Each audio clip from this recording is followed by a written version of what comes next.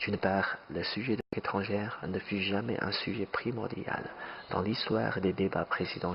Ce fut le cas du sujet de Chine également. Bien que Trump cherche à parler davantage de ses résultats au niveau de la politique étrangère, surtout en définant la Chine comme la plus grande menace des États-Unis, il n'a pas réussi. Selon les sondages de Politico, plus de 70% des voteurs américains pensent que le sujet de Chine est beaucoup moins important par rapport à celui d'économie et de pandémie. D'autre part, les candidats n'ont pas convaincu l'audience en critiquant la Chine. Durant ce débat, comment faire payer la Chine est devenue une question incontournable.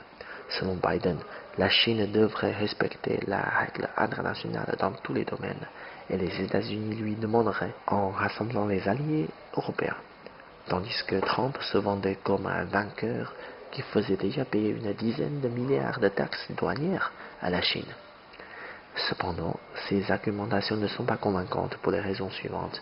D'abord, la Chine respecte pleinement les règles internationales depuis toujours et a vécu un essor économique grâce à cela.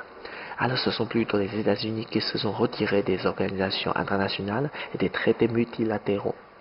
Ensuite, la guerre commerciale dont se vante Trump n'a pas effectivement réussi à faire entrer l'industrie manufacturière aux États-Unis, ni baisser le déficit commercial américain. Ce qui est ironique, c'est que les exportations chinoises vers les États-Unis n'ont pas baissé, mais augmenté. La réalité en explique. Enfin, une grande partie des citoyens américains ont marre de voir Trump critiquer la Chine comme un bouc émissaire de ses propres fautes. En conclusion, que ce soit Trump ou Biden, leur stratégie de jouer la carte de Chine s'avère moins productive et efficace que prévu.